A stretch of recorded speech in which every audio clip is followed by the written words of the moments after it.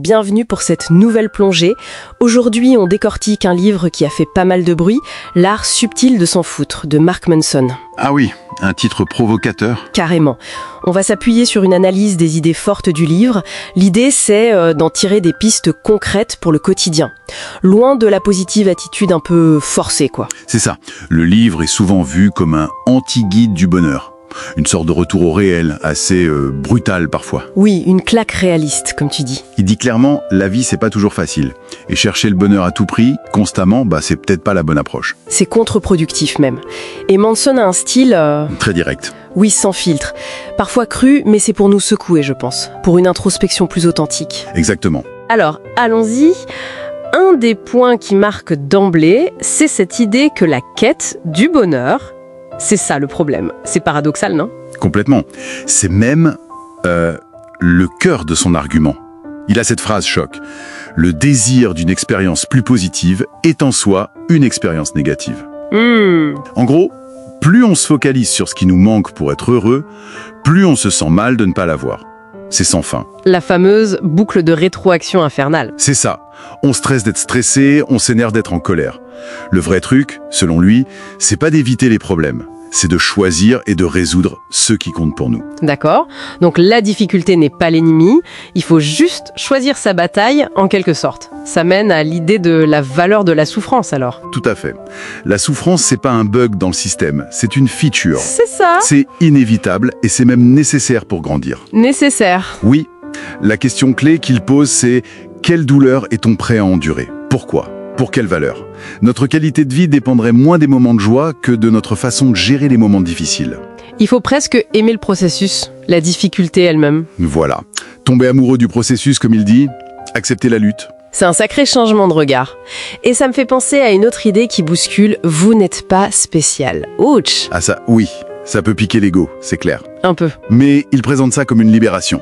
On est tellement obsédé aujourd'hui par l'idée d'être exceptionnel, unique. Ça met une pression dingue. C'est vrai. Accepter qu'on est normal, ordinaire, ça permettrait de souffler un peu.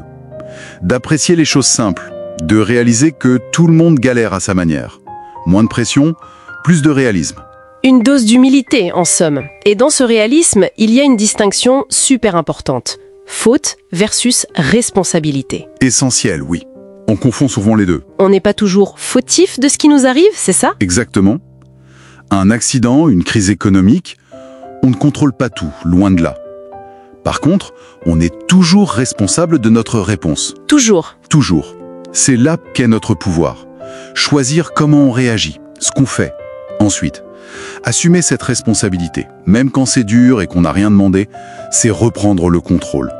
Rejeter la faute sur les autres, les circonstances, ça nous met en position de victime. Je vois. Perdre son job, c'est pas forcément notre faute, mais comment on rebondit, ça c'est notre responsabilité. C'est exactement ça.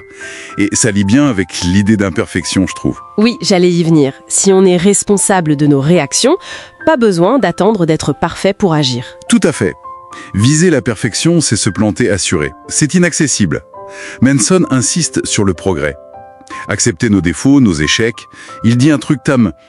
Sans échec, pas de progrès. Sans progrès, pas de bonheur. Ok, donc accepter l'imperfection, c'est une clé. Ironiquement, oui.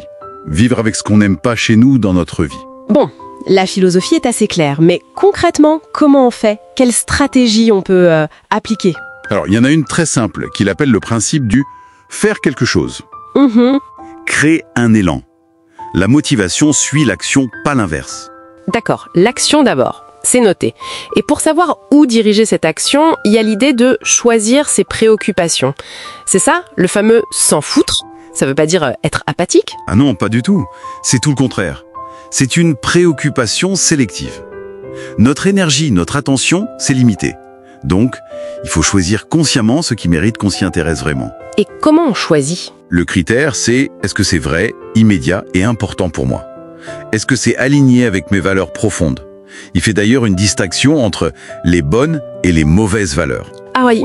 Les bonnes sont basées sur la réalité, interne, constructive, genre l'honnêteté, la curiosité.